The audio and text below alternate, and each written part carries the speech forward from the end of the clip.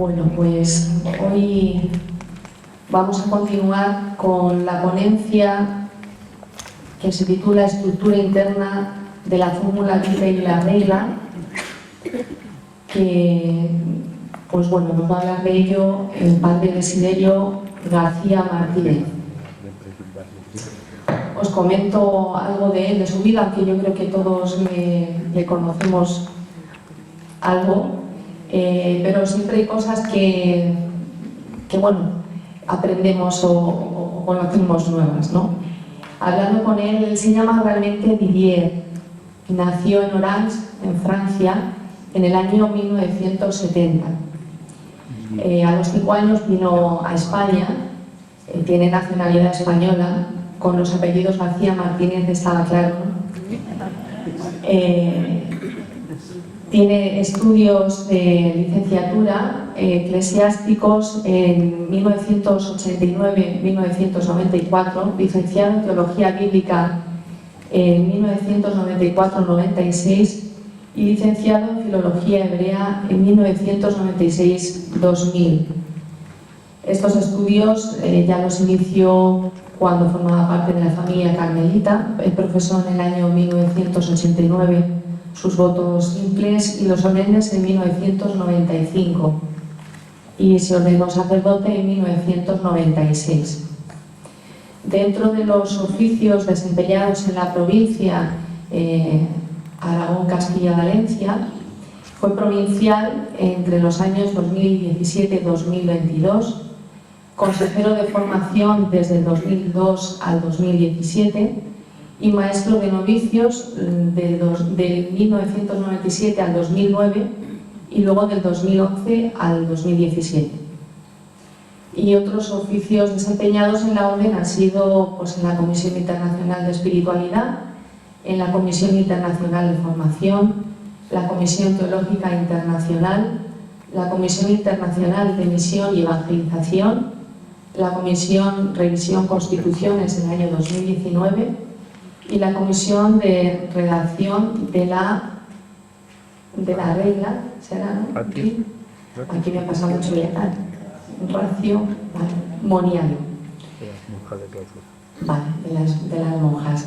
Perdonad que eso no lo he preguntado. Así que bueno, sin más, os dejo con Desiderio, que seguramente tiene preparada una exposición muy profunda como suele hacer él normalmente. Muchas gracias, Susana. Buenos días. Vamos a intentar decir algo pues, de esto que tenéis ahí en la pantalla, ¿no?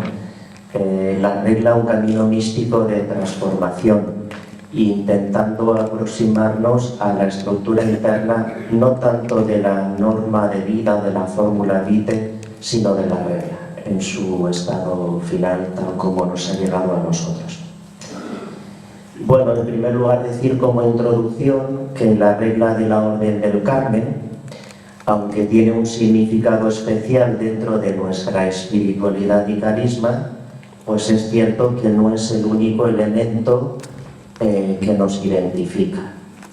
De hecho, la misma regla nos invita a no quedarnos estancados en ella, sino que nos impulsa a rebasar, a ir más allá, con esta frase famosa del epílogo: si alguno está dispuesto a dar más, el Señor mismo cuando vuelva se lo recompensará.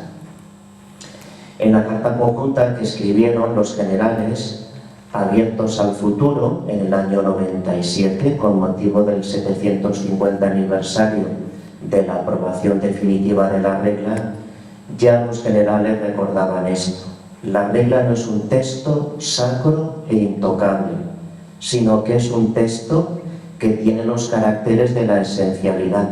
Ahora bien, no pretende englobar la experiencia carismática del autor y de la comunidad a la que está dirigida, ni pretende sustituir al primado de la palabra de Dios, a la mediación de Jesucristo y al don de la Pascua y del Espíritu Santo.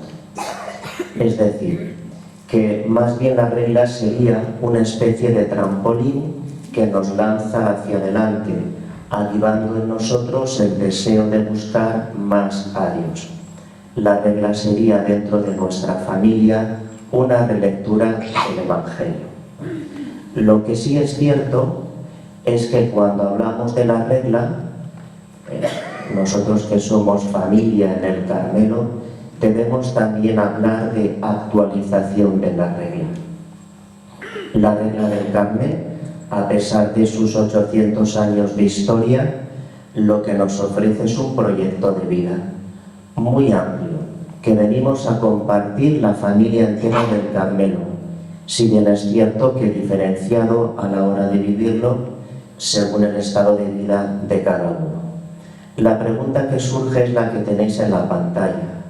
¿Acaso se puede encontrar en la regla de la Orden del Carmen, de forma embrionaria, el ADN, el código genético, los elementos esenciales que nos dan identidad y vida a los carmelitas?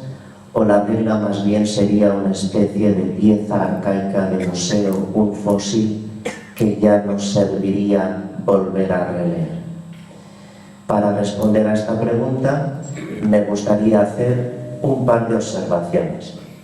La primera es esa. Cuando hablamos de actualización de la regla, hablamos de fidelidad y creativa, y esto implica siempre hablar de renovación. Acoger el don del Carmelo es como acoger una bola de plastilina. Sin haberlo inventado, es un don que hemos recibido. En la medida que tú lo acoges libremente y lo haces de ti, lo hacemos nuestro, en esa bola de plastilina dejamos impresas nuestras huellas. Es don, pero en la medida que se acoge, se enriquece. Y esto es lo que han hecho con genialidad y maestría nuestros santos, San Juan de la Cruz o Tito Brasma. El carisma bien entendido, por lo tanto, es algo que está siempre en crecimiento. No se puede amaestrar, no se puede decir que está encerrado dentro de un documento, si bien es cierto que el documento inspira. Es cierto que no se le pone un bozal al Espíritu Santo, de aquí que esté libre el carisma. El don, el carisma del Carmelo a la Iglesia y al mundo, aunque haya nacido a finales del siglo XII, pues no es un fósil, es más bien un ser vivo que se adapta a los signos de los tiempos y ha dado vida y sigue dando vida. Aquí sería importante insistir que estabilidad, es decir, esencialidad en aquello que sea importante, y cambio, renovación, no son opuestos, se coordinan. Como observó Gilson hace algunos años, en esta frase yo creo que resumiría lo que intentó expresar. Cuando él afirmaba: tu valla solo se mantendrá idéntica si la pintas a menudo. Es decir, el cambio es una necesidad si algo debe avanzar y continuar. Si no, la valla se pudre y deja de existir. Y en segundo lugar, cuando hablamos de actualización de la regla, al hablar de fidelidad y creatividad, implica también flexibilidad. En cierta ocasión se nos contó que un buen símbolo de adaptación y de estabilidad son los rascacielos de San Francisco. La mayoría de nosotros supondría que la forma de construir este tipo de edificios sería siempre con elementos fuertes y sólidos, es decir, mucho hormigón y mucho acero. Y curiosamente no es así.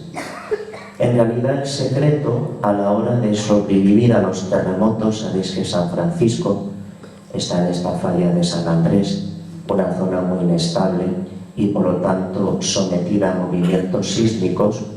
El secreto, los arquitectos, a la hora de sobrevivir a los terremotos, está en tener un edificio con mucho swing en términos de baile, es decir, un edificio que se mueva al compás del movimiento de la tierra. Los japoneses, que de esto saben un montón también porque sufren mucho de terremotos, han demostrado que los edificios rígidos son los primeros en caer, mientras que los edificios que pueden balancearse, oscilar, logran volver a su posición inicial y permanecen en pie. La gracia, por lo tanto, y el desafío están que, sabiendo descubrir qué es lo esencial, tengamos también la suficiente flexibilidad para movernos con los signos de los tiempos, manteniendo, como decía, el carisma específico. Es difícil, pero es factible, y prueba de ello es que nosotros estamos aquí después de 800 años de historia. Dicho esto, ¿cuáles han sido los diferentes, sobre todo comentarios y aproximaciones a la regla? Vemos que la regla ha sido un documento esencial y fundamental y constitutivo de forma embrionaria en lo que somos. Pues bien, desde que se nos concediera la norma de vida, en fecha desconocida entre 1206 y el 14, se han publicado cerca de 200 estudios con cierta importancia y calado que han venido a comentar la regla desde ángulos muy variados. Ahí tenéis algunos, desde el punto de vista literario, histórico, jurídico, moral, bíblico, simbólico, espiritual.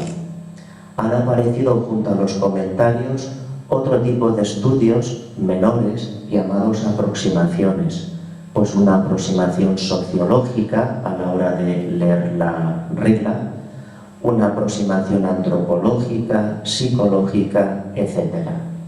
Esto es lo que han dicho dos grandes autores ya fallecidos, hermanos nuestros, el padre Manuel Boaga y Bruno Secondi. ¿Cuáles son las conclusiones más o menos de todos estos estudios de forma muy sintética? Bueno, pues desde que el padre Carlo Ciconetti, ahí tenéis la portada de su tesis doctoral, la publicara en 1973, hay un cierto consenso en afirmar los siguientes aspectos. Que la regla desde el punto de vista literario es una carta, sobre todo basada en el Ars Dictandi, donde hay un saludo, hay una exposición, hay una petición, está la conclusión, hay un remitente que es Alberto, el patriarca de Jerusalén, hay unos destinatarios, aquel grupo de eremitas que vivían en el Carmelo. Desde el punto de vista histórico también hay un grupo de comentarios, que sobre todo lo que subrayan es lo siguiente, que la regla es un documento que refleja sobre todo nuestros inicios, muy curiosos, en los que nació la Orden del Carmen. La regla, por lo tanto, si uno observa con detención, se podrían ver las costuras y todas las cicatrices de estos inicios nuestros, eremíticos, luego de corte cenobítico con aspectos más fraternos y comunitarios poco a poco en la organización de la comunidad en el Carmelo, y finalmente con nuestro regreso nuevamente a Europa mendicante. El padre Manuel Boaga, se lo escuché muchas veces, decía que cuando se habla de carisma, a veces se cae en la tentación de la nostalgia de ir siempre al al tiempo solamente en las cuevas en el Carmelo. Y él decía, no podemos hablar de carisma o don del Carmelo hasta que la regla no se constituye y se cierra, y eso implica que tenemos también que integrar en ese nacimiento el hecho de que somos mendicantes. Todo ese proceso eremítico, cenobítico, mendicante aparece en los comentarios históricos. Hay otro tipo de comentarios como son los jurídicos, donde lo que intentan resaltar es que la regla sería un documento legal en el que aparecería la solicitud de un grupo de ermitaños que buscan su reconocimiento y aprobación en la Iglesia. Vincenzo Mosca o Chiconetti irían también en esta línea. Otras aproximaciones y comentarios. Ahí tenéis un grabado del famoso Juan Soret. Hay comentarios desde el punto de vista simbólico que dirían que la regla fue redactada según el modelo de la vida de las virtudes de lo que han sido figuras importantes e inspirativas de nuestra familia. Sería sobre todo de María o de los profetas Elías y Eliseo. Dos grandes comentarios fueron John Bacontor: la regla sería como una especie de síntesis de la vida de María, de forma que quien quiera vivir el espíritu de la regla está imitando a la Virgen María. Y Miguel de San Agustín, este flamenco de Bélgica, de esa zona, no flamenquito, lo que decía es que la regla sería como un documento que aquel que intenta entrar en ella y vivir lo que allí pone está imitando o conformándose a los profetas Elías y Eliseo. Otra lectura sería la moral. Sobre todo destaca esta obra de Juan Soret, La Expositio, en la que ofrecería máximas y consejos releyendo cada uno de los capítulos de la regla que ayudarían a reorientar la vida en sentido moral. Este comentario es calificado como uno de los más insignes y bellos comentarios de la regla jamás escrito por los carmelitas en el medievo. Sobre todo destaca en su comentario esta famosa reflexión y lectura que hace de la celda. Finalmente, otro tipo de aproximación sería el bíblico, donde la regla, estos autores afirman, sería como un rosario de citas bíblicas, un mosaico de citas bíblicas, una gran lección divina que en sí misma ofrece un proyecto de vida. Quizás el más destacado es Mestres. A mí personalmente, y es lo que vamos a compartir esta mañana, pues quizás creo que la más útil para nosotros, y es la que quiero compartir, sería esta aproximación o comentario espiritual, en el que la regla, desde el punto de vista espiritual, sería un itinerario que en sí misma ofrece a quien lo quiera emprender una guía y un camino santo y bueno, tal como dice la regla en el capítulo 20, seguidlo. Por lo tanto, el que quiera entrar en la dinámica espiritual de la regla se encontraría con un camino dinámico de transformación que en clave mística ayuda a aquel que lo quiera emprender a vivir en obsequio de Jesucristo. Esta sería, por lo tanto, la lectura que ofrecemos esta mañana.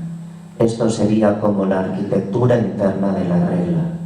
Veis que lo que se va componiendo, vamos a utilizar esta metáfora, es una especie de cúpula vista desde arriba. La regla vas entrando y va recorriendo los capítulos, lo que va construyendo es una cúpula en la que se ponen las piedras de la primera fila, las piedras de la segunda fila, las piedras de la tercera fila. Poco a poco, gradualmente, se va cerrando la cúpula. Por lo tanto, podríamos decir que es un camino místico de transformación. Sabemos que el corazón de nuestra espiritualidad es la contemplación, entendida como un proceso de transformación del hombre viejo al hombre nuevo, en el que a través del seguimiento de Cristo alcanzamos la unión con Dios en el amor. Pero la regla advierte que no somos automáticamente contemplativos y necesitamos un proceso gradual, dinámico, un recorrido, un itinerario de transformación. Y en cada uno de los capítulos nos va a ofrecer aquellos elementos necesarios para que el proceso dinámico de transformación, que es la contemplación, adquirir los ojos de Dios, el corazón de Cristo, para ver, actuar, sentir y pensar como Dios ve, siente, actúa, ama, nuestras formas limitadas, convertirlas en formas divinas, necesitamos hacer todo ese rosco. Es como el pasapalabra, pero en carmelitano. Pero esto no acabará nunca. Veréis que no es un círculo que está cerrado, está abierto y al llegar al final habrá que volver a empezar. No somos automáticamente contemplativos. El camino de transformación es gradual, requiere su tiempo. Las cosas de Dios siempre son lentas, no son fast food. Esto no es express. La regla, por lo tanto, ofrecería un itinerario de transformación. El camino contemplativo que nos ofrece la arquitectura de la regla, al igual que la construcción de la cúpula, como os decía, requiere su tiempo y poner cada una de las piedras en su sitio. Quien se adentra y quiere construir este edificio espiritual, lo que va creando es un espacio místico, donde lo más importante es lo que no se ve, el espacio que queda dentro de la cúpula, no tanto las piedras, sino la parte invisible, como en el arte. En el arte lo más interesante es lo que no se ve, porque es lo que da pie a indagar y buscar pues las pistas de lo que realmente se quiere decir. Quien se adentra en este edificio de la regla va edificando un espacio en el que Dios pueda habitar. Veremos en el que Dios pueda habitar junto con aquellos que vienen con Dios. Los planos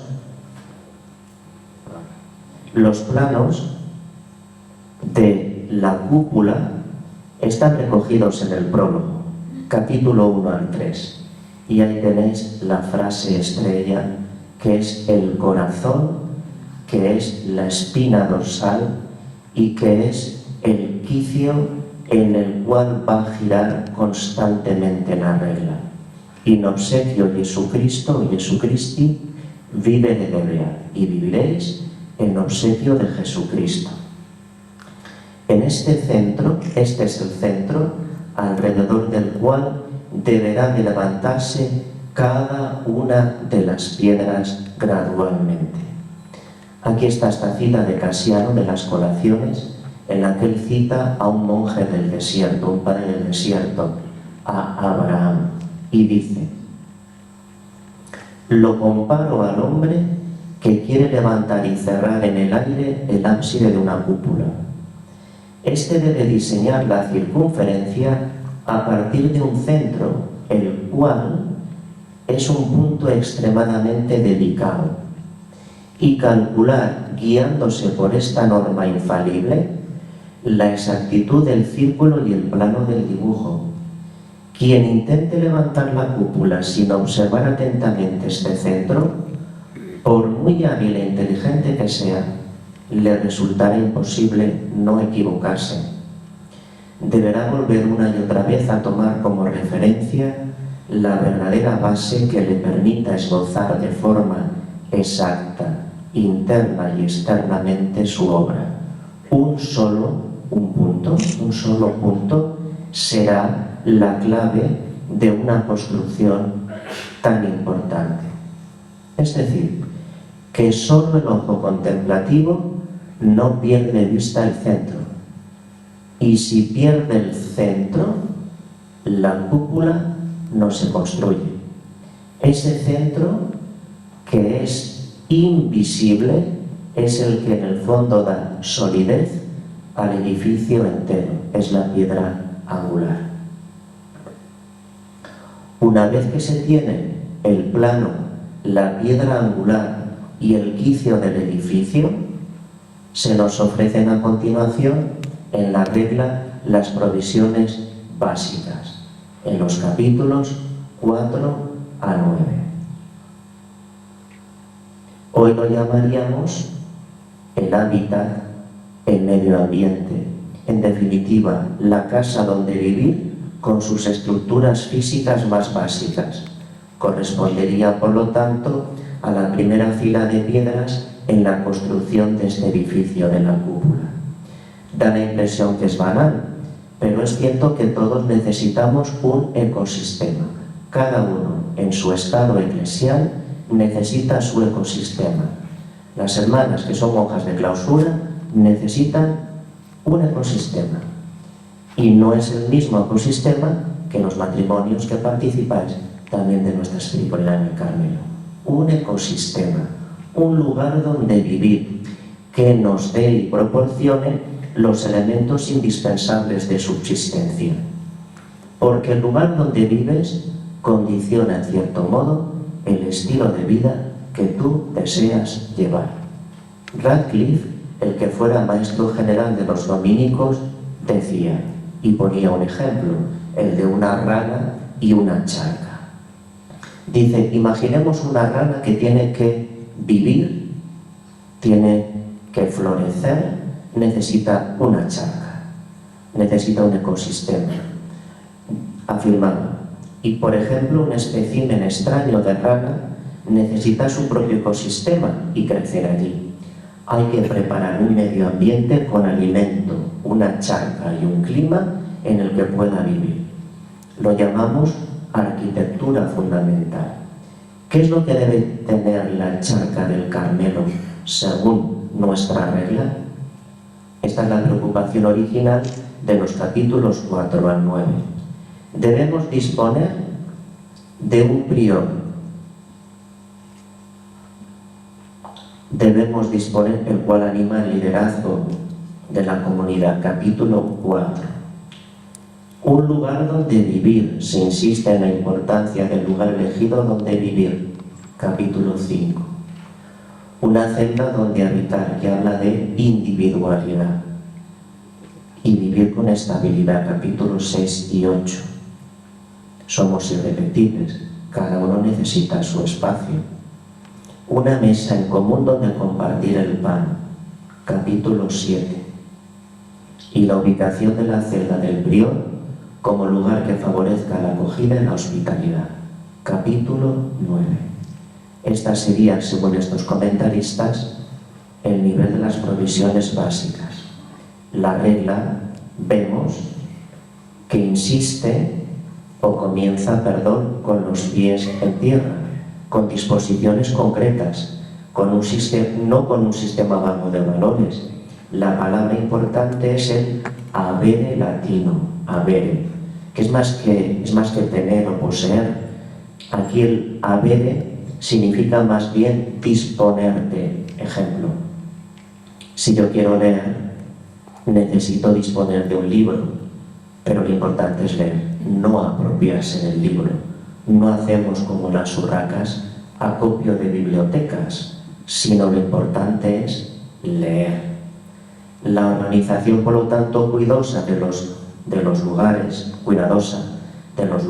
del tiempo y de las cosas, son el andamio sobre el que vertebrar un camino interior a nivel de comportamiento y actitudes espirituales. La regla, lo que es cierto es que insiste, ahí tenéis, en lo esencial, pero relativiza siempre la forma de realizarlo. Esta es la razón por la que la regla corrige que el carmelita busque seguridad delante de Dios en la observancia íntegra y perfecta de normas. Fijaos, no, las prescripciones siempre van acompañadas de un sinfín de coletillas en este sentido. Si es posible, si la mayoría lo acepta, donde cómodamente se pueda establecer, a no ser que las justas ocupaciones reclamen otra cosa. Es decir, vemos lo que comentábamos, flexibilidad. Una vez están las provisiones básicas, se pasa a un segundo nivel, que es el de la interiorización. Se pasa a la segunda fila de piedras. No tendría sentido una casa si tú no vives en ella. No tendría sentido una celda si tú no la habitas. No tendría sentido la escritura si tú no la lees y la escuchas. Es decir, damos un salto cualitativo y nos damos cuenta que una estructura solo nos sirve si crea un espacio que facilite encontrar ritmo, estilo de vida. Los medios solamente cumplen su finalidad cuando son interiorizados a través de la repetición de ejercicios. Este es el paso segundo, capítulos 10 a 17. Y aquí conviene distinguir entre ejercicios y virtudes. Un ejercicio es algo que se repite en un gimnasio, también del espíritu. El ejercicio se repite, pero el ejercicio repetido te tiene que llevar al músculo. Si el ejercicio no engendra virtus, que aquí significa fuerza, algo no funciona bien. Y no es que tengamos que prescindir de los ejercicios, pues estos veremos que pueden dejar de hacerse según la exigencia, el momento y las circunstancias. Pero veremos que la regla, cuando habla de virtudes, dirá que estas no admiten demora. Los ejercicios sí, las virtudes no. ¿Qué ejercicios son los que hay que intentar llevar al gimnasio y practicar para fortalecer el músculo del espíritu? Meditar la ley del Señor día y noche, la recitación de los salmos y el Padre Nuestro, la comunión de bienes, no una vez, siempre ejercitarse una y otra, y dale que te pego y vuelta la burra al trigo, la celebración de la Eucaristía, el diálogo frecuente, la corrección fraterna, que se hacía los domingos, no los viernes de Cuaresma, día de la resurrección del Señor y del amor entre los hermanos, el ayuno con todo lo que esto significa, la abstinencia con todo lo que significa. ¿Y para qué tanta repetición? Pues dice nuestra regla que para crear músculo en el espíritu, en esta expresión tan bonita. Todo esto es para adquirir un corazón, una recta conciencia y pureza de corazón. Es decir, para blindar el corazón en la pureza y la conciencia en la rectitud. Eso es lo importante. Conciencia y corazón, que ya aparecía en los planos del edificio en el capítulo 2. El músculo del espíritu conlleva fortaleza de corazón y rectitud de conciencia. El fin de los ejercicios no es la rutinilla de cabalgar salmos. Esto lo decía Dolores Aleixandre en una meditación muy bonita, que a ella le llamaba la atención en su comunidad.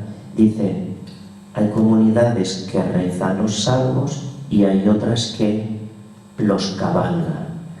¿Qué significa cabalgar los salmos? Pues bueno, recitar salmos a la velocidad de la luz en la capilla, que no deja de ser un ejercicio de lectura. Eso lo puedes hacer delante de la tele, debajo de un pino, tantas cosas. No es lo mismo. También los ejercicios no consisten en llevarnos a la avaricia o la gula espiritual, no consiste en llevarnos a la acumulación de bienes espirituales. No se trata de convertirnos en coleccionistas de devociones a bobas, de Padres Nuestros, de Eucaristías celebradas, de jugar simplemente a sumar ejercicios solidarios de fin de semana. Como el corazón y la conciencia no estén habilitados, nos cansamos de todo y caemos en la rutinilla y en el ritualismo. Es decir, todo esto debería llevarnos a dejar a Dios ser Dios y propiciar la transformación en niveles muy profundos de conciencia y corazón. ¿Por qué? Pues porque en el fondo llegará un momento en que los ejercicios desaparecerán y de eso se encargan los años y la biología. No podremos hacer ejercicios, pero habrá conciencia y corazón, ahí va la regla.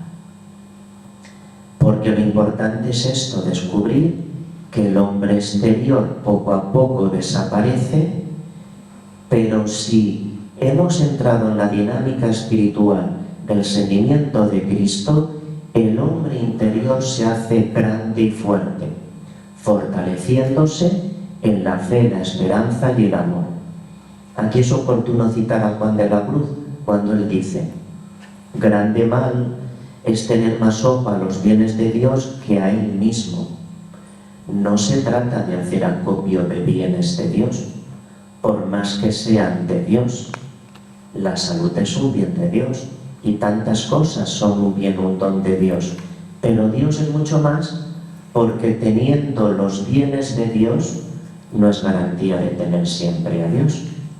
Pero teniendo a Dios, sí tienes todos los bienes que vienen con Él.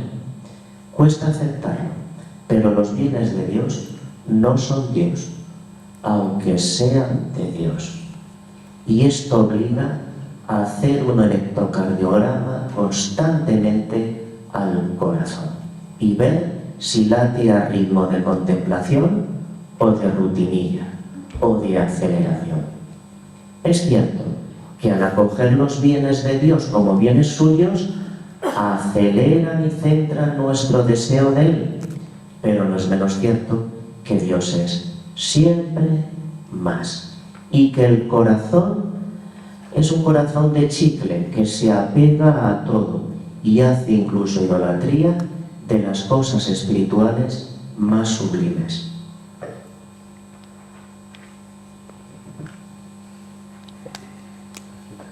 Se me pasó la cacharra esta.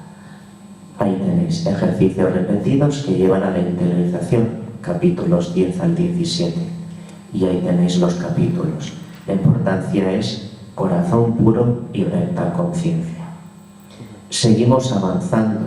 Las provisiones básicas crean en nosotros un ambiente donde interiorizar ejercicios, y esos ejercicios van gestando en nosotros músculo, virtud, lo cual implica la transformación en Dios. El tercer nivel sería el de la transformación. Llegamos así a levantar la tercera fila de piedras. Una vez consolidadas las estructuras físicas de la charca, una vez que nos hemos hecho receptivos a través de la interiorización a determinados ejercicios que vienen y tocan los niveles más profundos del corazón y la conciencia, empezamos a experimentar poco a poco que somos revestidos de los mismos atributos de Dios, y por lo tanto esto es como un indicador que algo está sucediendo dentro de nosotros que se llama la transformación. Empieza a aparecer ya no la fuerza del hombre, sino las fuerzas de Dios, que son tres: creer, esperar y amar, fe, esperanza y caridad. Y es que las virtudes conllevan la transformación del ser. Poco a poco, conforme se va levantando la cúpula, el edificio se hace más visible. Al principio era invisible, pero conforme vamos levantando la cúpula, ésta se hace más visible. En este nivel, la mirada empieza a purificarse. Se nos opera de miopía y cataratas. Serviría aquí la imagen de Hugo de San Víctor. Él dice que cuando nacimos, cuando Dios ha creado al hombre, nacimos con tres ojos, uno corporal, otro racional y el tercero el contemplativo. Y al salir del paraíso, el ojo del cuerpo se quedó debilitado, el racional se quedó dañado y el de la contemplación ciego. ¿En qué consiste la transformación contemplativa? En reeducar las miradas de los tres ojos. El corporal para ver bien. La contemplación, sobre todo, lo que acentúa en nosotros es la virtud de la atención. Y cuando haces un silencio, no te molesta. Resulta incluso agradable. Y te permite escuchar mejor. Por ahí va la contemplación. El ojo se hace más sensible, más atento. Veremos, por lo tanto, que el corporal empieza a ver más y mejor lo que no veías antes. Ahora sí lo ves. El racional empieza a entender mejor lo que antes no entendía y el contemplativo empieza a amar. ¿Pero por qué? Porque no ha perdido de vista el centro. Porque el amor, según los santos en el Carmelo, tiene ojos. El amor tiene ojos. Ojo y corazón siempre se han dado la mano en la espiritualidad carmelita. De hecho, nosotros no lo olvidemos, miramos con el corazón. San Juan de la Cruz. El amar, el mirar de Dios es amar y hacer mercedes. El mirar de Dios es amar. El ojo, por lo tanto, que miras el corazón. En este nivel se nos reviste de sus virtudes, de sus fuerzas, el escudo de la fe, de esto se habla, el yelmo de la esperanza del Salvador, de esto se habla, y la coraza de la justicia y del amor a Dios y al prójimo. Y dirá nuestra regla en este capítulo, en esta sección, que poco a poco se fortalece en el pecho el pensamiento santo. El pensamiento santo es el que te guardará. Todo esto nos lleva a que poco a poco empieza a atesorarse en nosotros los pensamientos santos, que han sido una frase muy importante y muy comentada por nuestros antiguos cuando han releído la regla. ¿Cuál es el pensamiento santo? El pensamiento santo es aquel que brota cuando uno no está reflexionando necesariamente sobre cosas espirituales. El pensamiento santo es el que brota cuando uno necesariamente no está inmerso en las cosas de Dios, cuando no participas en una liturgia, cuando no estás leyendo las obras completas de Santa Teresa, cuando no tienes la Biblia entre las manos, cuando no estás celebrando la Eucaristía, cuando sin necesidad de estar a remojo en realidades o prácticas espirituales, de repente notas que surgen recuerdos constantes hacia Dios, cuando empiezas a notar que irrumpen las cosas celestes y todo retorna también a Dios, eso indica que el corazón está empezando a estar atrapado en Dios. Y en todo hayas noticia. ¿Por qué? Porque tienes rayos X y ves más allá. Una cosa son los fenómenos y otra es la realidad. La realidad es lo que está escondido detrás de los fenómenos. Solo el que tiene el ojo contemplativo es capaz de ver detrás. Por lo tanto, este también será... Disculpad, me parece que entendemos que no se trata solo de asociar a Dios con un pensamiento de bienestar o de consolación. Este también se da, pero también los momentos de desolación. El pensamiento santo nacerá solo si estamos revestidos de Dios y si el corazón está habitado de Dios. Solamente si Dios se ha gestado dentro, la mirada será según Dios.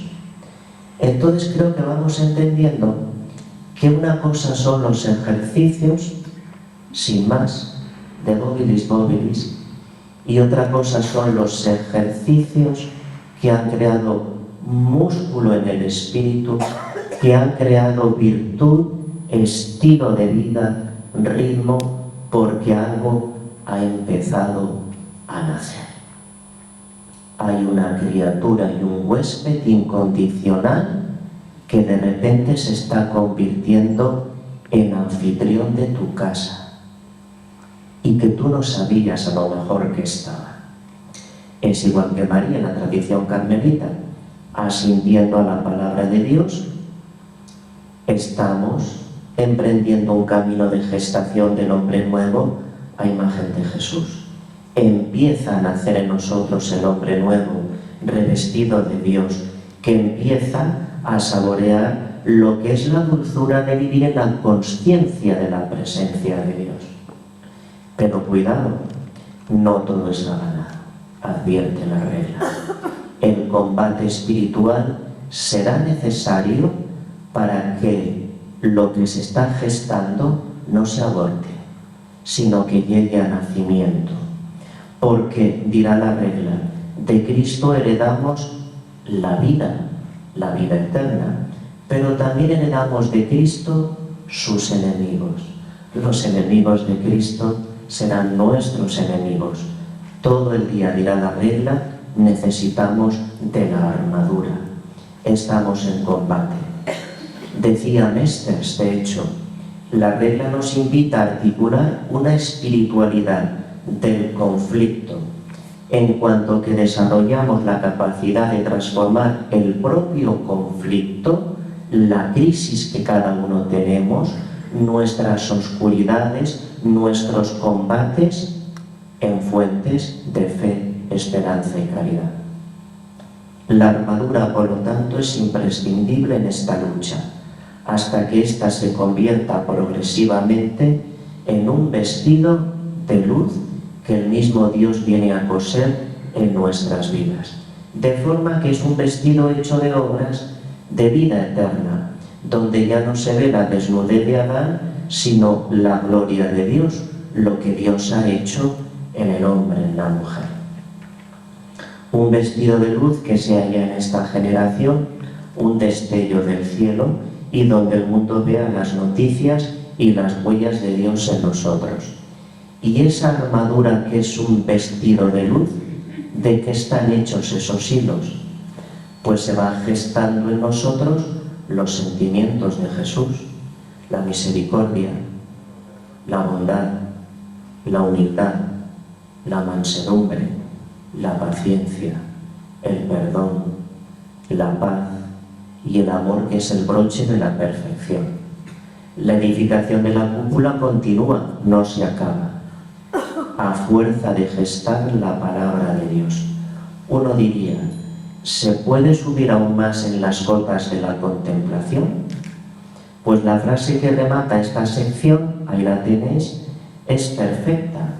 La palabra de Dios se encarna dentro de nosotros y dice el legislador, la palabra debe habitar abundantemente en nuestros labios y en nuestros corazones, y todo lo que debéis hacer, hacedlo conforme a la palabra del Señor.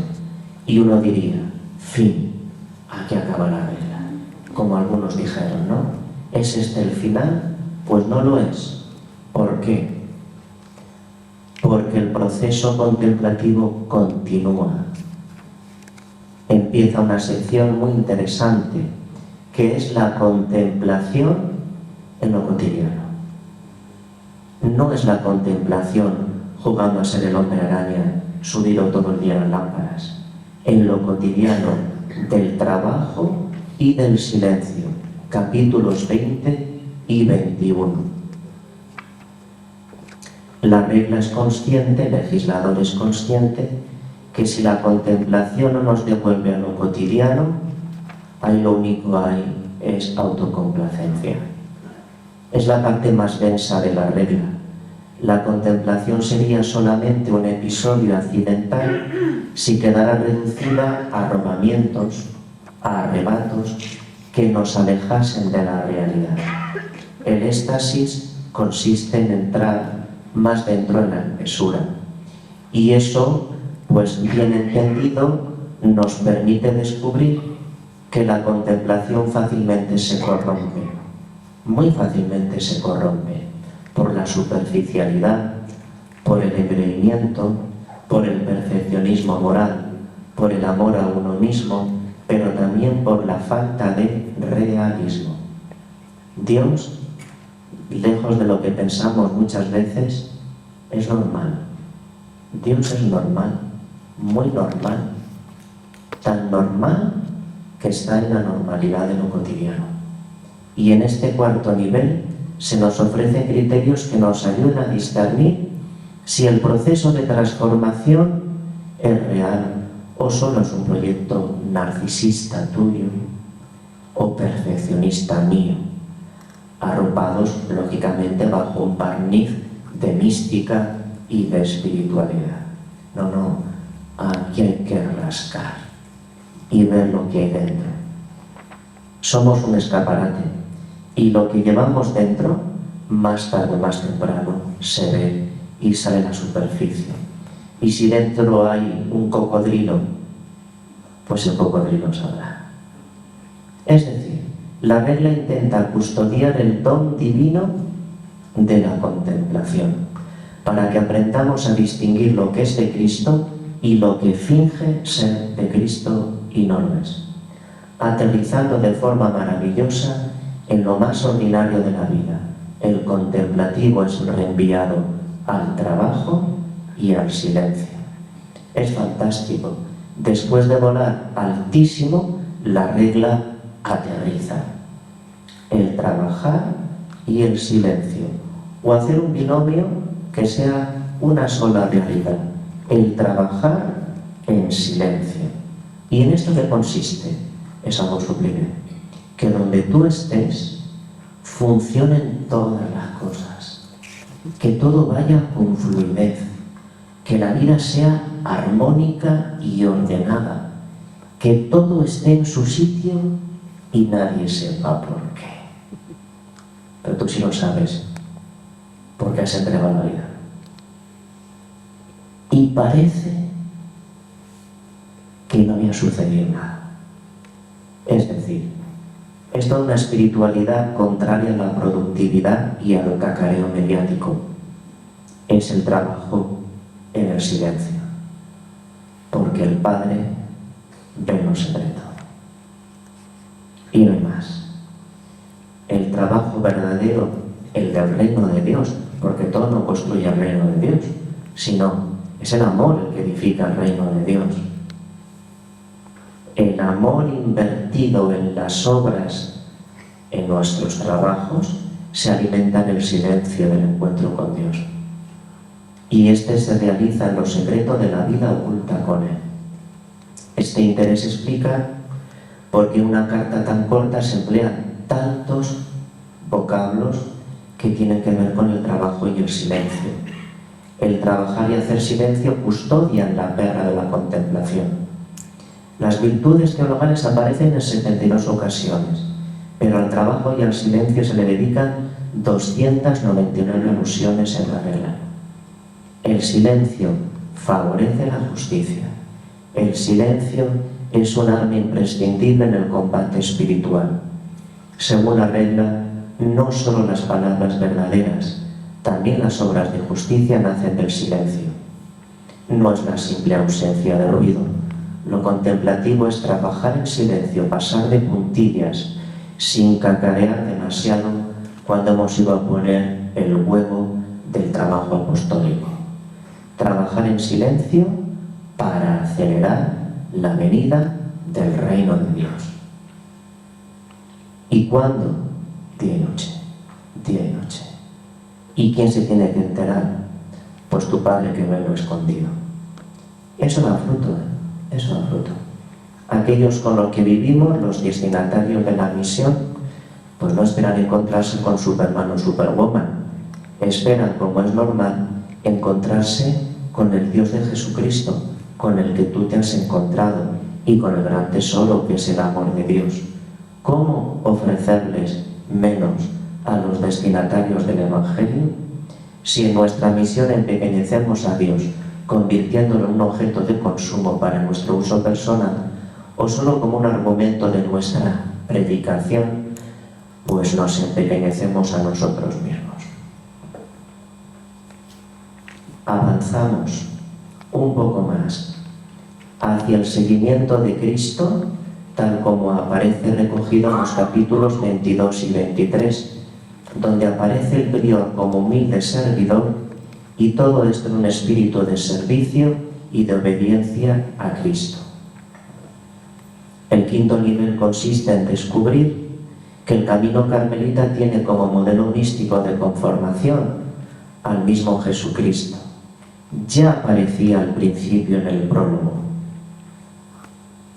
Se habían silenciado los estadios intermedios del camino y ahora vuelve con fuerza a modo de inclusión otra vez al final. En la espiritualidad hebrea el hombre llega a Dios conformándose con la Torá, la ley. En la espiritualidad cristiana el hombre llega a Dios conformándose con Jesús. La contemplación es un camino de transformación en el que muere el falso yo y nace el yo verdadero revestido de Cristo. Dios es el number one en nuestra vida.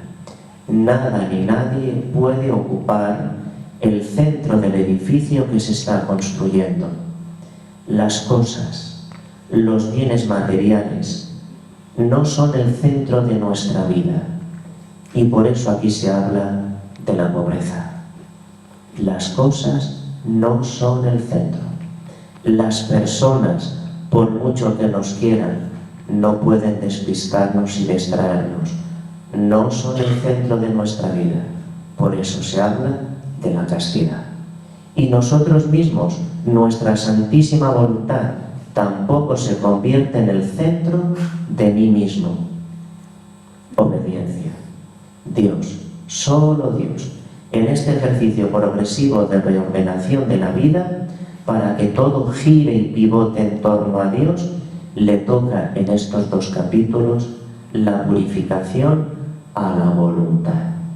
El legislador dice, lo más difícil, la voluntad es la más rebelde. Al carmelita le ayuda a descubrir esto, la obediencia a Dios. Solo Dios es de fiar.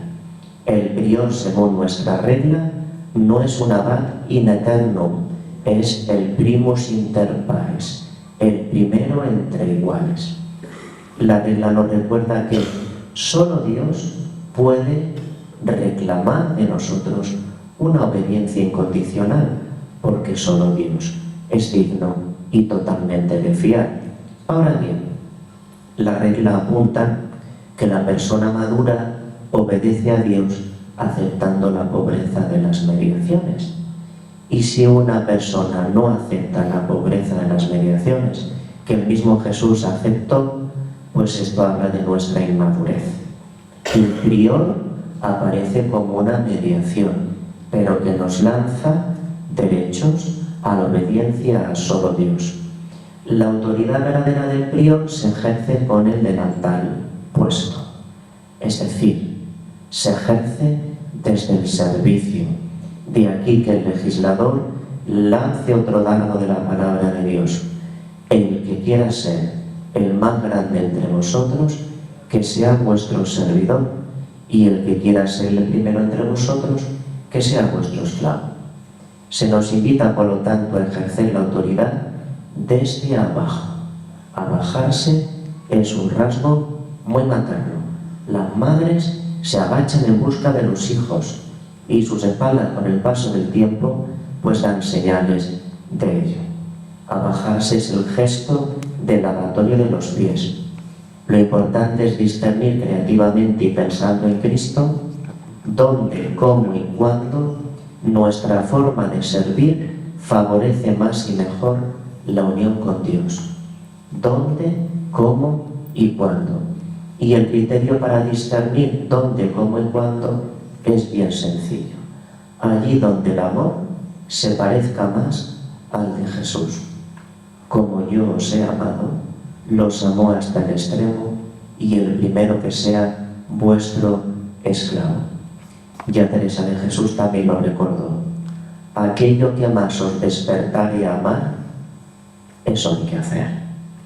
La regla, sobre todo, invita a la libertad que tienen los hijos y las hijas de Dios cuando Dios mora dentro.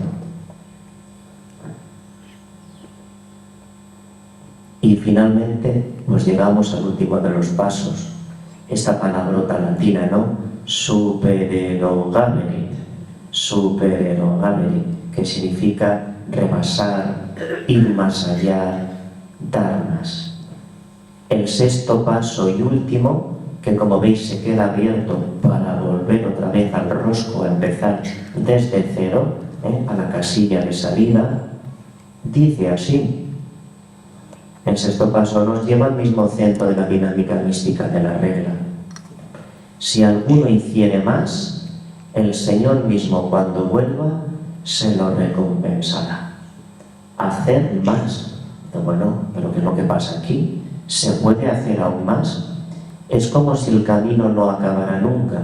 Pues efectivamente, por ahí van los tiros. Esto no acaba nunca. Amor y más amor. El amor nunca dice basta. Somos nómadas infatigables en la búsqueda de Dios. Y la búsqueda no acaba nunca. De aquí que Alberto vuelve a bombardear con la palabra de Dios y alude a la parábola del buen samaritano. Estamos acostumbrados a considerar al buen samaritano como la figura central de esta narración. En algunos comentarios, Keith Bachman hace esta lectura bonita, ¿no? Otras veces se ha puesto el acento en los personajes que pasan de largo, el levita, el sacerdote junto al moribundo. Sin embargo, sorprende que esta frase puesta en boca de Jesús va dirigida al posadero. Y es curioso porque el carmelita, o quien quiera entrar en este camino de transformación, es el posadero. Es el posadero. Y este es el gran redescubrimiento de la regla, descubrir tu vocación de posadero, de posadera. Es decir, que nuestra vida sea una casa siempre abierta, espacio místico siempre abierto, para que Dios pueda entrar cuando quiera y con los que Él quiera. No lo olvidemos, Dios viene siempre con compañía. Espacio místico donde Dios pueda habitar y junto con Él toda la humanidad. Y hasta que haya uno que no entre, estamos en proceso. Toda la humanidad. Los que te complacen y los que te desolan. Espacio místico, por lo tanto, en el que caben todos los que vienen con Dios, porque vienen del Señor. ¿Qué otra cosa es sino la mística que mantener abierto nuestro profundo centro y que Dios more siempre en él?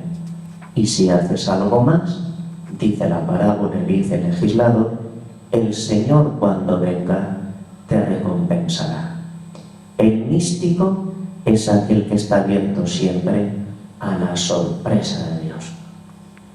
Y hoy te puede hacer un requiebro y salirte por donde tú nunca esperabas. La regla no es un manual de comportamiento como tienen las lavadoras.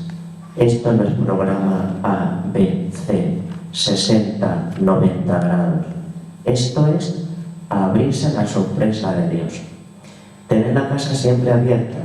Esta casa que progresivamente se ha ido levantando, en el que la contemplación se ha convertido en compasión. Un huésped inesperado, el Mesías, llega y entra en la posada de tu vida llevando un hombre medio muerto. En su ausencia, sin decirte si se puede, incluso sin comprobar si tenemos los mismos sentimientos, nos pide que nos ocupemos de lo que es suyo hasta que vuelva. Y esto nos somete a tensión. ¿Cuándo vas a volver? A cultivar nuevamente la atención. Dios irrumpe cuando menos lo esperas. Acoges si la casa está lista y no es un corral de gallinas. Si la casa está lista y preparada, ¿quién hará más? Aquí concluye y empieza nuevamente la regla. Punto de llegada, que es punto de salida. Y aquí la sola luz que guía es la oscuridad del don desinteresado. La verdadera entrega es básicamente oscura. Si alguno hiciere, más. Es un desierto de amor, es una noche de fe, es un estar abierto siempre a dar la vida. No hay agendas, no hay planes, se está siempre atento a ver por dónde se manifiesta Dios, y a todo digo que sí. Es en esas circunstancias donde se demuestra quiénes son, porque nadie da lo que antes no ha recibido, ni sale de uno lo que antes Dios no haya hecho. Se ve quiénes somos en esas circunstancias. La pregunta que hace el legislador es: ¿hay en nosotros una mansión donde el Mesías tiene sitio? ¿O solo es una casa improvisada y prefabricada, amueblada en serie en el IKEA de turno, del ritualismo, del sacramentalismo y del cumplir, cumplir, cumplir? Esto es la mística. No es cuestión de hacer más de lo estrictamente requerido por la regla en el sentido de cantidad, acumulación o coleccionismo. El ir más allá, el rebasar, el dar más, es mantener el centro de nuestra vida siempre abierto a Dios. ¿Y cuál es la conclusión? Que todo esto debe hacerse, epílogo, con discernimiento. Hágase uso, sin embargo, del discernimiento, diacrisis, discrecio en latín, que es el que modera las virtudes. El amor necesita de moderación. ¿Qué va? El amor siempre es salvaje, es loco. Cuando la regla dice que el amor necesita de moderación, no lo dice porque el amor tenga que ser domado o reprimido, sino en el sentido de que el amor nunca dice basta. El amor no tiene límites, siempre es excesivo, es hacerse uno con él. Es como si nos costara distinguir en un momento dado de nuestra vida dónde acaban las manos de Jesús y dónde empiezan las tuyas, dónde acaba tu corazón y dónde empieza el suyo, dónde acaba tu voluntad y dónde empieza la de él. Es solo entonces cuando el carmelita, el creyente, puede alcanzar la perfección del Padre, porque ya no actúa en base a razón humana, a normas, sino está guiado solo por el puro amor. Volvemos de esta manera al prólogo de la regla, al corazón del carisma carmelita, al viviréis en obsequio de Cristo. Lo que se ha de esperar a la vuelta del Señor no es la recompensa humana. La única recompensa es el encuentro gozoso y amoroso con Él. ¿Qué más recompensa que esta? El camino místico es una espiral. En esa cúpula no es la rueda de molino de Sansón dando vueltas, siempre pasando por el mismo sitio. Esta espiral progresivamente nos va acercando cada vez más al centro, que al principio era invisible, pero después se hace visible. Parece que no avanzamos, no es verdad, es mera apariencia. Sí se avanza, cada vez más cerca del centro. Es un proceso real de transformación. Cada vez se está más cerca de lo más hondo. El crecimiento de esta vida espiritual, como la construcción de la cúpula, mientras está en construcción, es frágil. Hasta que la cúpula no está finalizada, es débil. Cualquier golpe hace que tires la pared. Ahora bien, cuando está acabada porque le has puesto la piedra angular, se crea todo un sistema de fuerza y de tensión que es muy difícil tirarlo abajo. Lo mismo sucede en el camino místico. El centro, cuando lo pones, le pones la taba, da consistencia al edificio entero. Y entonces todo es importante dentro del conjunto. Es decir, el permanecer en la celda constituirá en algunas situaciones la individualidad.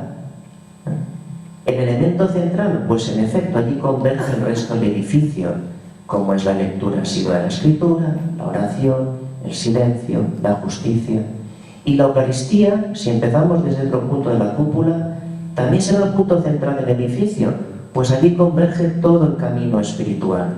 Como central también será el trabajo y la hospitalidad y atender al huésped incondicional y el rezo de las horas y la comunión de bienes y la fraternidad, porque todo está interrelacionado y empiezas por la parte y llegas al todo. Es decir, sea cual sea el punto de partida, la parte me lleva al todo, al resto del edificio, y el todo me sostiene, y todo es importante cuando cada una de estas cosas ocupa su sitio. Finalmente, según la regla en esta construcción que hemos hecho, ser carmelita es más que un oficio o una vocación. Mira, ser carmelita es un arte, es un arte. Es un arte que Dios realiza en nosotros, donde la piedra angular es Cristo. Y dice también, citando a Casiano en las Colaciones, dice lo siguiente: en cada arte o disciplina, la perfección no se adquiere de repente. El principio suele ser sencillo. Se empieza por lo más fácil y menos fatigoso. El alma, alimentada con la leche de la razón, va creciendo poco a poco, avanza gradualmente y paso a paso, de las cosas más sencillas a las más altas cumbres. Cuando uno ha adquirido los principios más simples y, por así decirlo, ha cruzado los umbrales de las puertas de su oficio, entonces, sin esfuerzo alguno y casi necesariamente, se empieza a disfrutar y penetrar de sus secretos, alcanzando así los vértices de la perfección. Es decir, que el arte es arte y un oficio es oficio cuando se disfruta. Y el carmelita es carmelita cuando disfruta siendo. La regla de la Orden del Carmen nos ayuda a crear, por lo tanto, un espacio místico en el que Dios sea huésped y al mismo tiempo anfitrión. Abrir un espacio místico en el que quepa Dios y todos los que vengan con Él. Y Teresa de Jesús ya lo decía en el título del número 7. Mirad qué riqueza, ya tenemos hijas que no estamos huecas por dentro. Muchas gracias.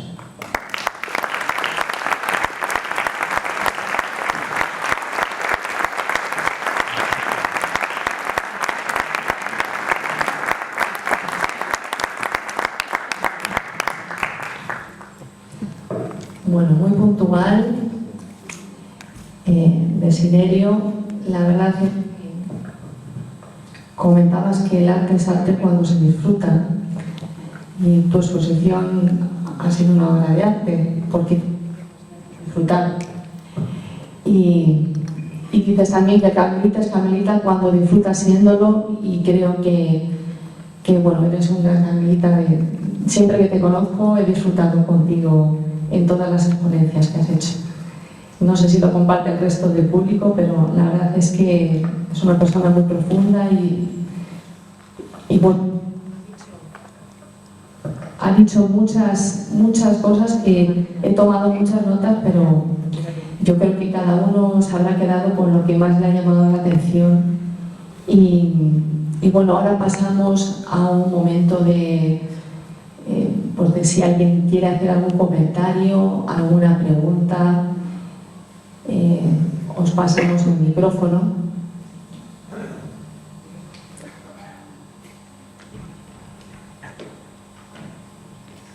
Voy a romper un poco el hielo. Al principio hablabas de la parte de la fidelidad. Es una pena esto que va así. Y hablabas de la fidelidad y de la flexibilidad creativa. Quería saber hasta dónde debe llegar esa flexibilidad creativa para mantenernos en fidelidad. Es una pregunta a lo mejor un poco... Pero dado que hay muchos laicos, ¿no?, que ahora nos estamos incorporando a vivir la regla, y hay cosas que vienen marcadas desde el principio, las celdas, el prior, ¿no?, esas normas, la pobreza, la castidad, la obediencia. ¿Cómo eso los laicos lo podemos llevar, esa vida de la regla, a nuestras casas, familias, en nuestro estado de vida?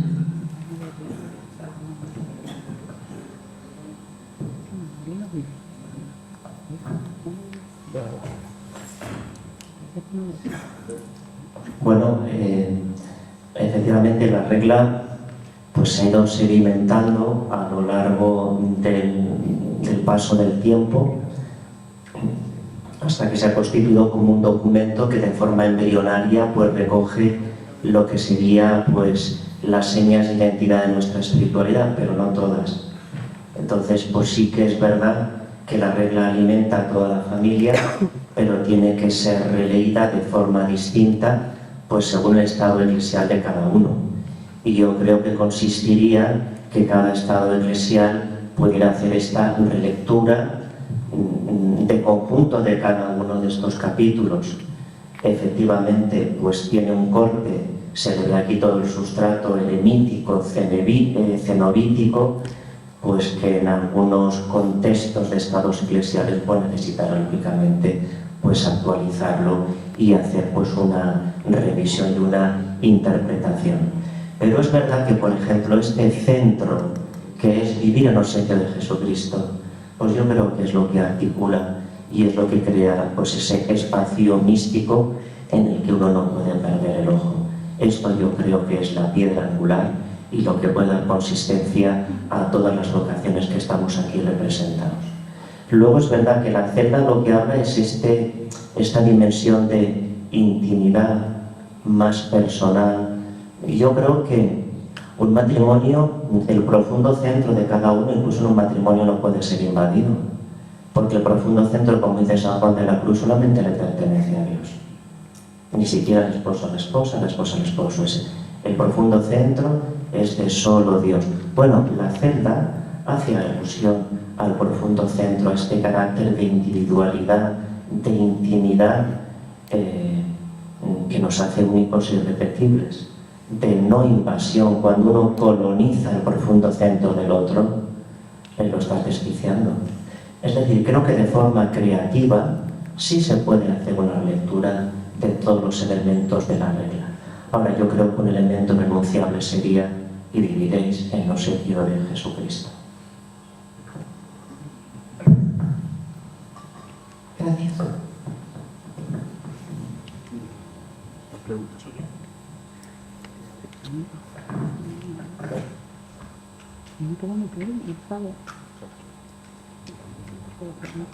Que no me hagas preguntas, yo no soy un experto en esto, entonces que si queréis decir algo, decirlo a título de reflexión y punto.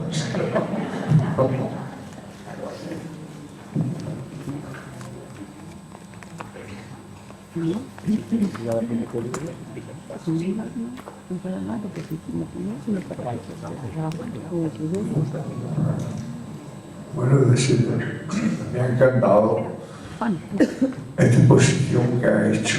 Me ha encantado, de verdad. Me pregunto la siguiente: si uno en su comunidad no puede hacerlo, ¿se puede volver uno, como han hecho muchos santos, francotiradores? O sea, hacerlo individualmente cuando ve que no se puede.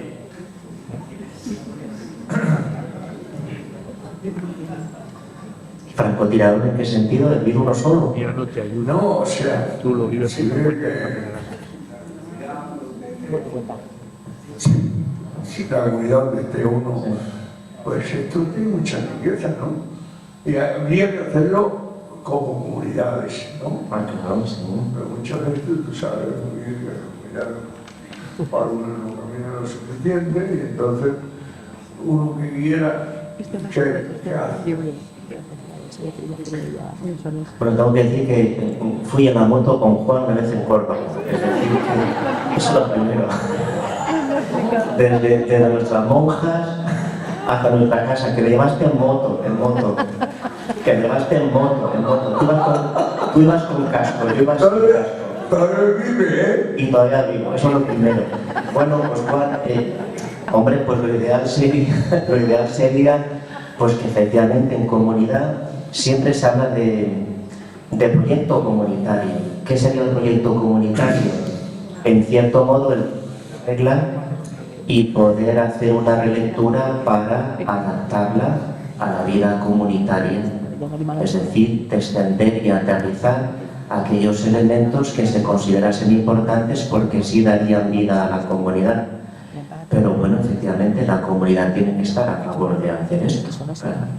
Un proyecto comunitario que aterrice la regla pues en la fisonomía de la comunidad, en el ministerio o en el lugar donde se encuentre.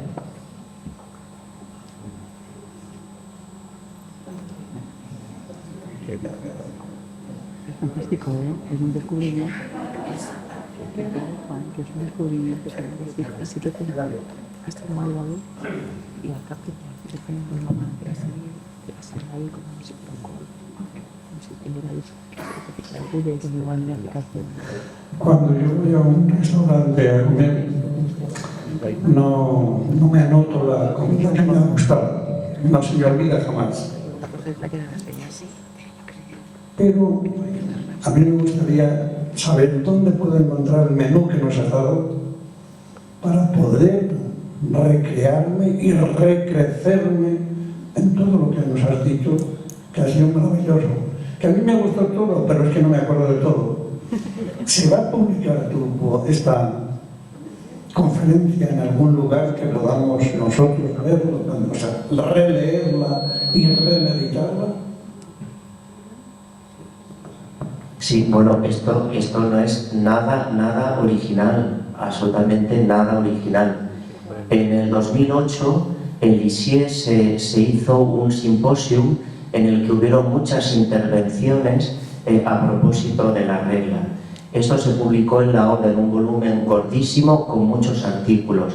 Ahí están muchas de estas reflexiones. Y luego el comentario que he seguido ha sido este de Kees Bachman, que es verdad que no está publicado en español, pero sí hay una versión holandesa, inglesa y francesa. Más o menos sería pues una síntesis de este comentario, bueno, enriquecido con otras lecturas. Y luego sí, la charla esta pues la tiene Mary y pues no es, vamos, es que no es nada original, pero bueno, la tiene Mary y os lo hará llegar a quien quiera, sí. Hay notas a pie de página con todos los libros, literatura que está incitada, a lo mejor echando ahí mano de eso, se tira de una cita y otra de otra, pues se puede completar todo, sí. Luego van a publicar en YouTube todas las ponencias, entonces se puede escuchar luego. Gracias.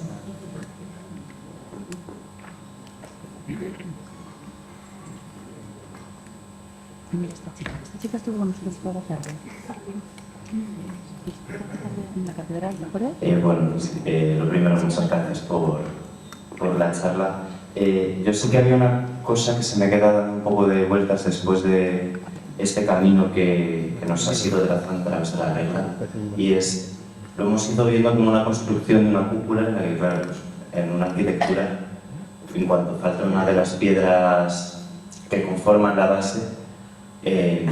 no sería buena idea seguir construyendo las que van por encima hasta no arreglar.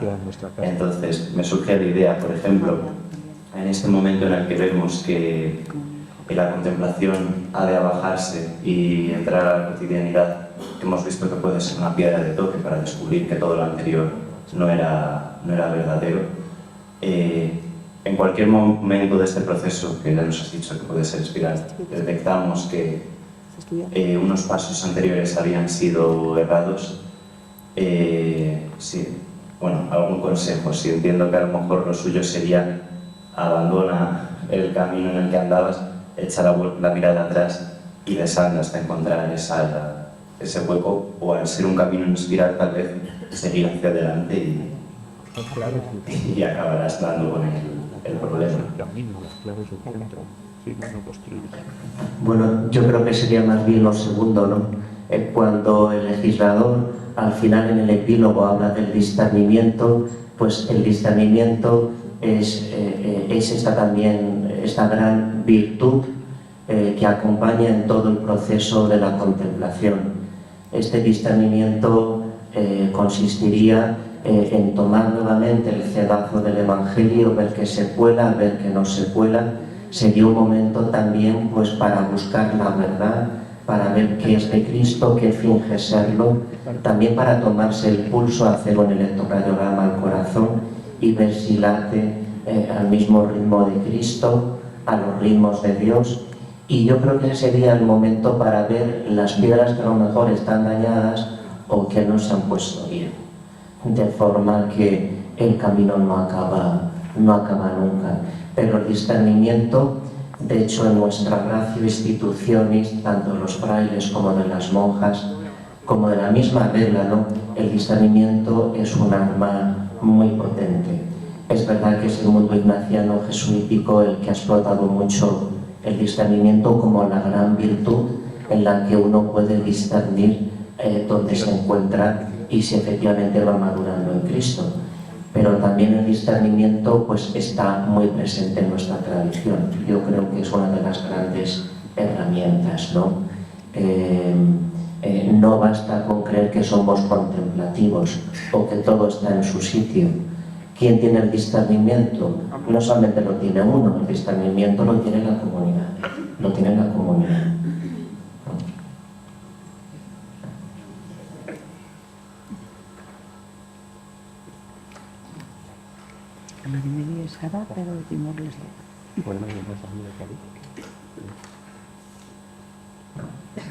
Hola, gracias, Resi. Mientras que estabas hablando me estaba yo acordando. ¿Y esto cómo se vive en clave vocacional? Y lo digo por lo siguiente, la falta de vocaciones es porque hemos perdido el vivir de una manera plena dentro de las comunidades.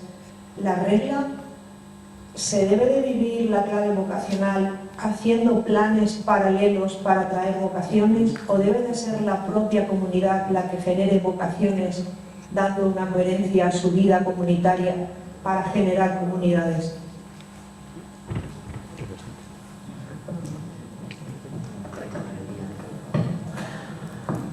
Bueno, pues no sé muy bien. La falta de vocaciones es una suma de factores ahí compleja, pero es verdad que, como el Papa Francisco está insistiendo, todo lo que tiene que ver con la promoción vocacional es por atracción. Es por atracción.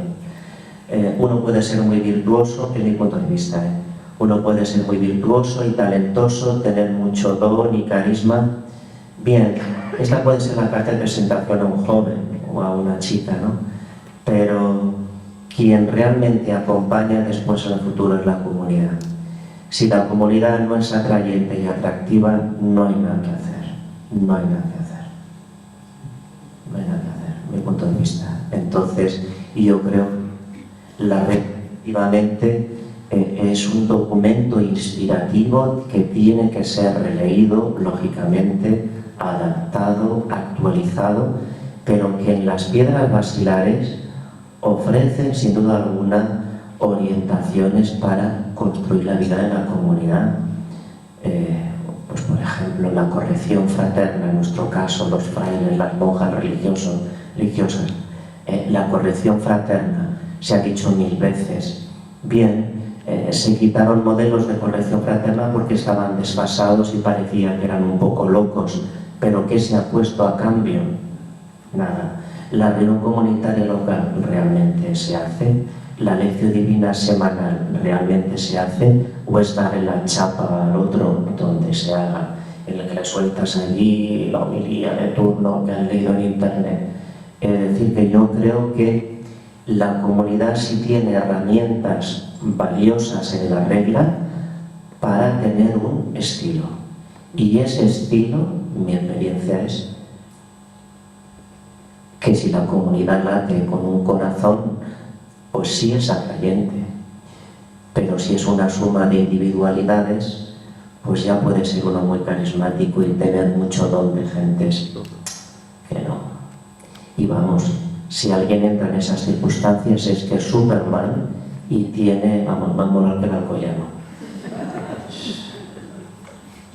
Entonces, claro, es una llamada a la renovación de nuestra vida desgastada, cansada, muchas veces, pues quizás con falta de ánimo. Yo no digo que sea generalizado, pero que hay mucho desgaste y fatiga, yo creo que sí.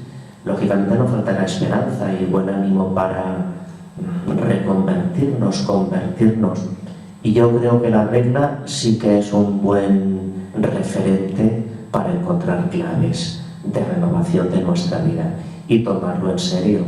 El ayuno, la abstinencia, dice, bueno, eso está pasado de moda. ¿Cómo está pasado de moda? ¿Cómo está pasado de moda? Habrá que ser creativos en esto. El ayuno es ayuno como ayuno. Luego se pueden hacer otro tipo de lecturas. Anda que no hay ayuno digital. Insisto, el ayuno es ayuno, no hace falta ponerle más barnices, ¿no? Pero que pueden ser cosas como muy peregrinas, pero que habrá que hacer una lectura porque siguen teniendo valor e vigencia, ¿no?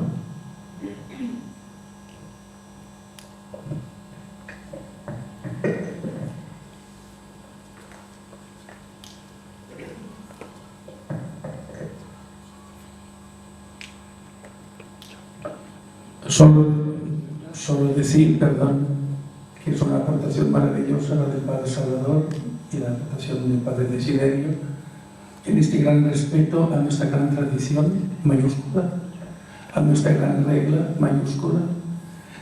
Y es un lenguaje precioso, entiendo, para todos nosotros. Claro que tendrá que hacer todo este paso personal de cada uno de nosotros, de comunidad, pero aquí lo que se nos da es un tesoro, considero yo. Por tanto, estoy inmensamente agradecido haber podido escuchar ayer Padre Salvador y hoy Padre Desiderio en esto.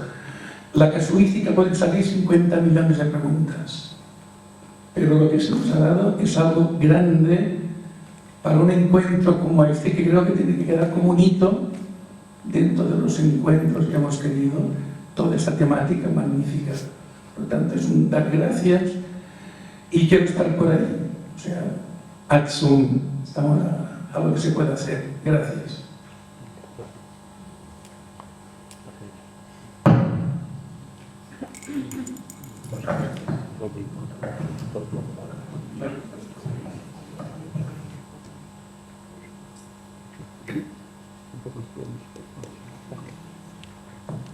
Muchas gracias, Padre Desi, por la charla de hoy, que ha sido maravillosa.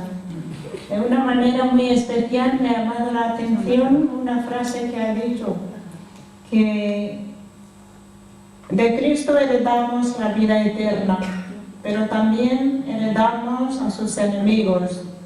Todo el día estamos combatiendo. Los enemigos de Cristo serán nuestros enemigos. Para mí ha sido una revelación y una clave para hacer una lectura nueva del capítulo del número 19 de nuestra regla, las armas espirituales. Muchas gracias.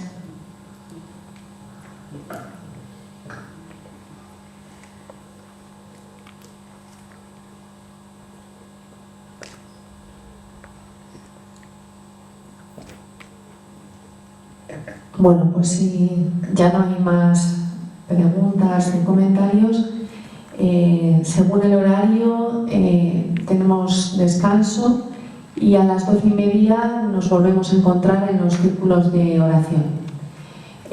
Las personas que sean las monitoras de cada grupo, que se acerquen aquí al principio, que les vamos a dar el material para los círculos de oración. Y bueno, volvemos a dar un aplauso a Padre. Gracias.